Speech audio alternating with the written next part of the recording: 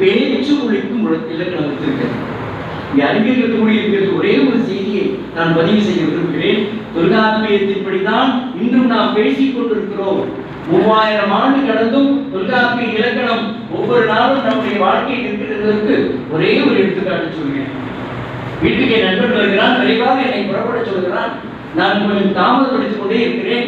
வாடா வாடா என்று சொல்கிறான். நான் விரைவாக வந்து விடுவேன் என்று சொல்வதற்கு வந்துவிட்டேன் என்று சொல்கிறேன்.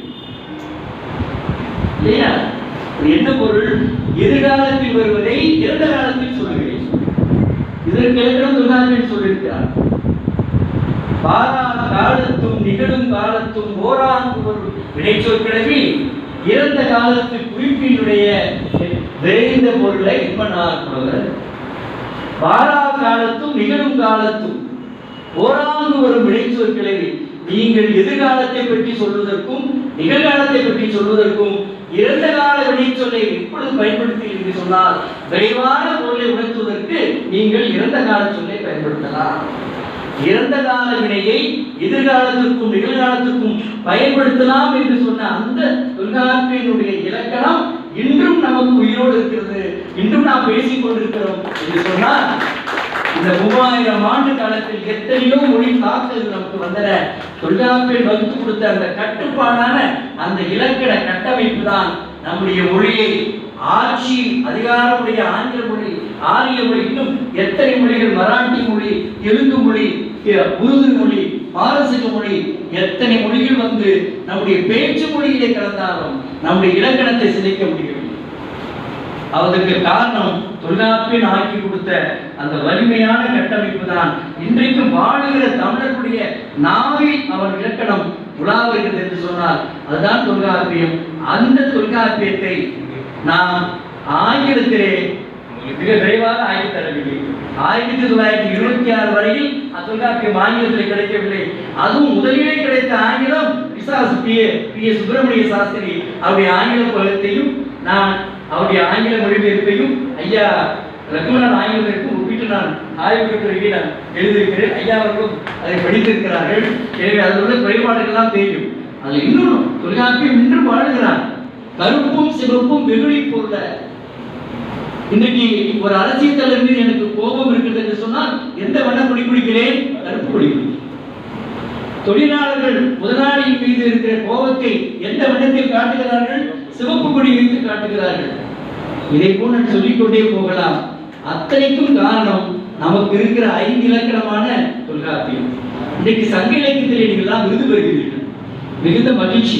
நான் சங்கத்தமிழில் அறிவியல், சங்கத்தமிழில் பொறியியல், மருத்துவம் என்று பல்வேறு தலைப்புகளில் நூல் எழுதியிருக்கிறீர்கள். நான் ஒரு சட்ட மாணவன் என்ற முறையிலே நான் சங்கத்தமிழ் ஒரு சட்ட நெறி என்ற நூலை எழுதியிருக்கிறேன். காரணம், தமிழர்களுக்கு முடிவுரை வேந்தர்கள் மூவரும் இந்த நாட்டை ஆட்சி செய்த போது அவர்கள் ஆட்சி செய்வதற்கு ஒரு ஆவணம் இருக்கின்றது இல்லவா? இந்த குடியாட்சி என்று செய்கிறோம். நம்முடைய ஆட்சிக்கு நம்முடைய மதர் டாக்குமெண்ட் சொல்லுகிற ஒரு மூல ஆவணம் நம்முடைய இந்த அரசமைப்பு இருக்கிறது. அம்பேத்கர் ஆகித்த அந்த அரசமைப்பு, அதன்படிதான் இன்றைக்கு ஆட்சி நடக்கிறது. அதனால் அவற்றை தேடி அறிந்து என்னுடைய ஆய்வு செய்தேன்.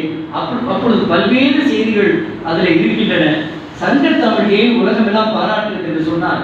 தொல்காப்பியன் சொன்னான் ஒன்றறிவதுவே உற்றறிவதுவே என்று 5 சொன்னான். அந்த ஓர் அறிவுடைய உயிரை கூட தமிழன் உறவாக கருதி இருக்கிறான் என்று கவிதை பதிவு செய்கிறான். உலகத்தில் எந்த மொழியிலும் உண்டா? விலங்குகளுக்கு பெயரிட்டு விலங்குகளே உறவாக சொல்லுகிறான். ஆனால் ஓர் அறிவுடைய புண்ணிய மரத்தை இவளின் அக்கா என்று சொல்லுகிற நற்றினை பாடல் வேறு எந்த மொழியில் இருக்கிறது? காதலன் கனிவோடு பேசுகிறான், விரசம் அடிக்கிறது. அவர் மரத்தின் மேல் நின்று பேசுகிற பொழுது அந்த முழுநிலவு இரவிலே தலைவனும் தலையும் தனியே இந்த காதல் மொழி பேசுகிற பொழுது அந்த தலைவன் வாயை மூடி நாம் இங்கே பேச வேண்டாம், அடுத்த மரத்துக்கு இல்லை போய் பேசலாம் என்று அவன் சொல்லுகிறான். அவன் ஏன் என்று கேட்கிறான். இல்லை இல்லை, இது எனக்கு பால் சோறு ஊட்டுகிற பொழுது என் அன்னை அவள் வந்து ஊண்டிய புண்ணை மறந்து உன் அக்கா என்னை ஊட்டி வளர்த்தாள். அக்காவின் முன்னாடி நீ சொல்லுகிற காதல் மொழி எனக்கு வெட்டமாக இருக்கிறது, நாம் இன்னொரு மரத்திடத்திலே போய் பேசுவோம் என்று ஒரு இலக்கியம் பதிவு செய்திருக்கிறது என்று சொன்னால் அந்த இலக்கியம் சங்க இலக்கியம். அந்த இலக்கியத்தினுடைய அதற்கு உரிமையுடையவர்கள் நாம். எனவே சங்க இலக்கியத்தில் இன்னும் நிறைய செய்திகள் வெளிவர வேண்டும், அவற்றையெல்லாம் ஆய்வு செய்ய வேண்டும்.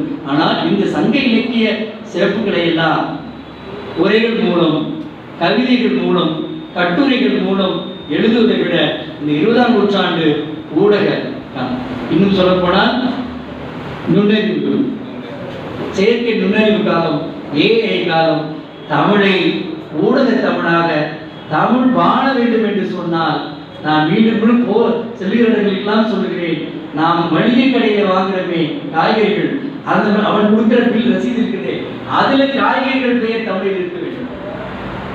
இன்னைக்கு நீங்கள் பாருங்கள், இல்லை, எல்லாம் ட்ரம்ஸ்டிக்கும் லேடிஸ் ஃபிங்கரும் பிரிஞ்சாலும் என்றுதான் அவன் எழுதி கொடுக்கிறான்.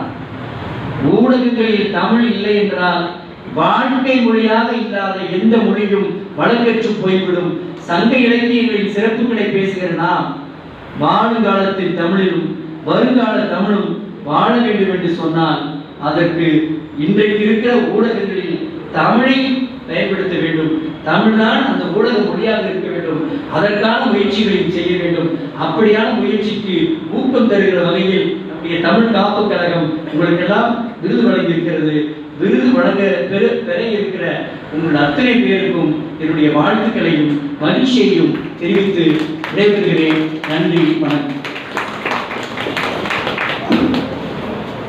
தொல்காப்பிய மொழியில் ஒரு செய்தி பிசாசு என்று அழைக்கப்படுகிற சுப்பரராசன் எழுத்து சொற்கள் 3 வகையாக தொல்காப்பியத்தை ஆய்வு இதை வெளியிட்டுள்ளார். அதுக்கு அணிந்துரையிலே தேர்வு மீனாட்சிமரம் இது மொழிபெயர்ப்பு அல்ல, தன் கருத்தை தான் எழுதியிருக்க. எனவே அது மொழிபெயர்ப்பு பேராசிரியர் இலக்கண மொழிபெயர்ப்பு வாய்ந்ததுனால எதுவே தானும் பேர் அண்ணா அவர்கள் வெளிநாடு சொல்லும்போது தான் இந்த முறை பலர் கொடுத்தார். 7 பள்ளிகள் அண்ணா வகுப்படுத்தாருந்தெல்லாம் செய்திகள் இருக்கு. இந்த ஆங்கில தொல்காப்பியத்தை தான் வகுப்படுத்தார். வெட்டிக்காட்ட இடத்துக்கு சொல்லும்போது இந்த போப்பரசு இந்த மொழிபெயர்த்தாங்க. இதற்கு வந்து தெரியாது.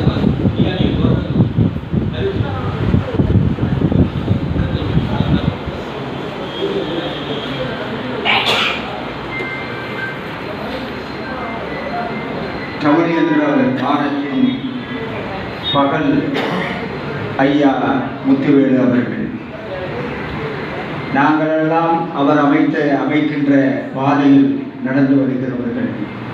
மிக அருமையான அரிய கருத்துக்களை தன்னுடைய வாழ்த்துறையில் வழங்கினார்கள். ஐயா அவர்களுக்கு நன்றி. அறிஞர் பெருமக்களுக்கும் மற்றவர்களுக்கும் ஒரு சிறிய அறிவிப்பு. கூட்டம் நிறைவடைந்தவுடன் குழு பணம் எடுக்க வேண்டியது உள்ளது. அதோடு இரவு விருந்தும் உங்களுக்கு ஏற்பாடு செய்யப்பட்டுள்ளது. தயவு கூர்ந்து அதை உண்டபின் நீங்கள் செல்லலாம். இப்போது